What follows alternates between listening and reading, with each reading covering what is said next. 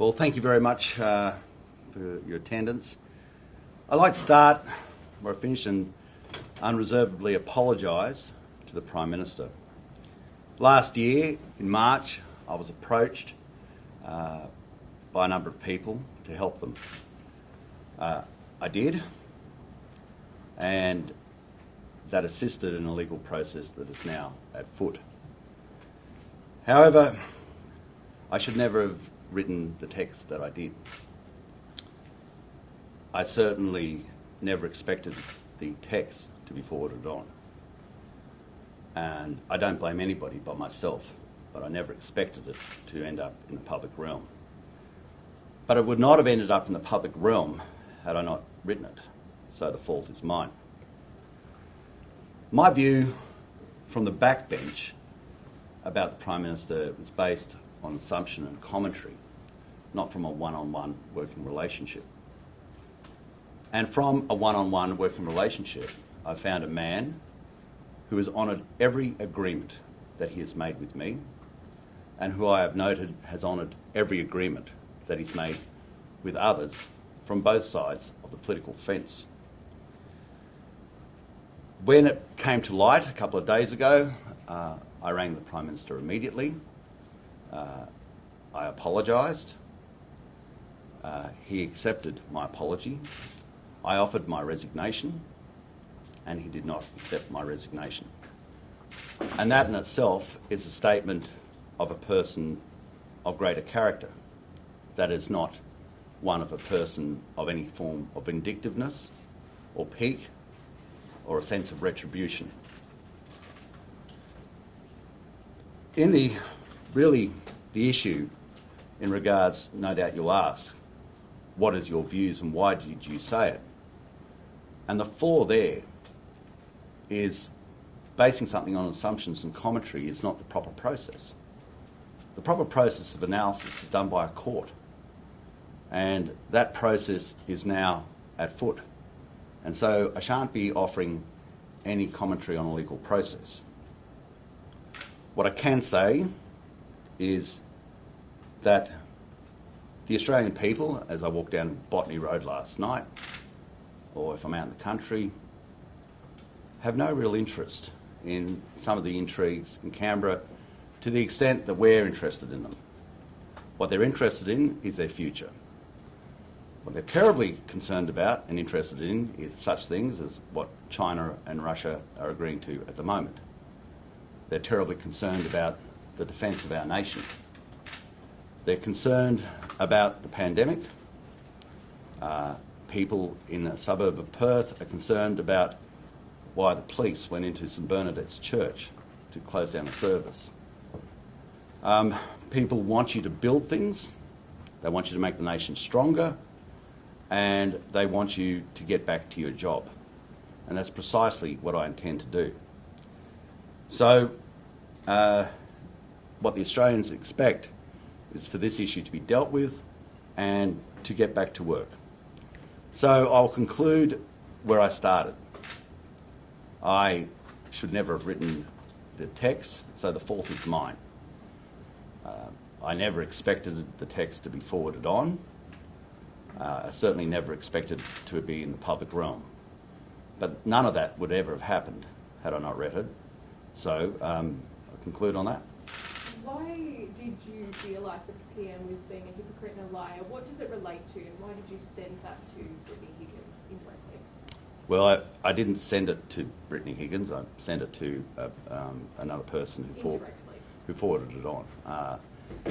In fact, I think I said to tell, never to forward on. Your views from the backbench are based on assumption and commentary, not on one-on-one relationship. And basing anything on assumption and commentary is a flawed process. Dealing with someone one-on-one in the hardest job in the nation is something entirely different.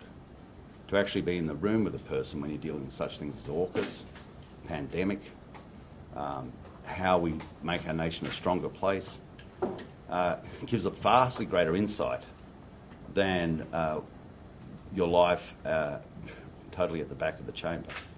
And so it was based on assumptions, not on fact. Was there a comment or a decision or something that led you to say, what was it about specifically? Well, whatever it is was wrong, because it was never from a conversation I had with the Prime Minister, because I was never in a job that had a conversation with the Prime Minister at that stage. So what you were basing it on was basically what you read in the paper, and what you read in the paper, obviously, you know better than I do. In the text you said you never trusted Scott Morrison. Do you trust him now? Yes, I do. What's changed? Because every agreement I've had with the Prime Minister, through the 2050 agreements, through basically additions to the coalition agreement, he's honoured. In fact, he's honoured to the extent that he stood up for sections of that agreement when others wanted to change it. And this is only one text that's been leaked, which is related to the Prime Minister and his integrity or someone's trust in him. Do you think this is damaging to the Prime Minister? Well, obviously, you wouldn't be apologising for it if you didn't think that there was something wrong with it. But what you have to do is make amends for it. So you don't apologise for things that you don't think cause harm. And if people closest to him, like yourself, are saying that they don't trust him, should the Australian people trust him? Yes, they should.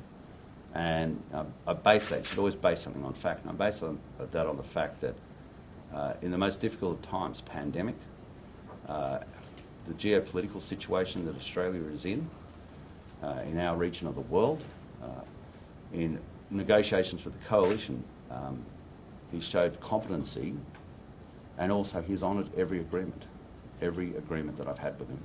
There's not one word of it that he hasn't stuck to. Is this going to make things awkward for yourself and the Prime Minister in Parliament next week? No. I mean, you know, obviously you'd say that the optics of it is for others to decide. But no, the first call I made on becoming aware of this text becoming public was to the Prime Minister. You know, I think that's what you've got to do. You've got to straight away face up and clear the air, and that's what I intended to do, and, you know, that's what I did. And do you think this will damage the Prime Minister's election campaign? No. I think the election campaign will be based on a clear decision. It's going to be the Nationals and the Liberals in a working relationship, or the Greens and Labor in a working relationship.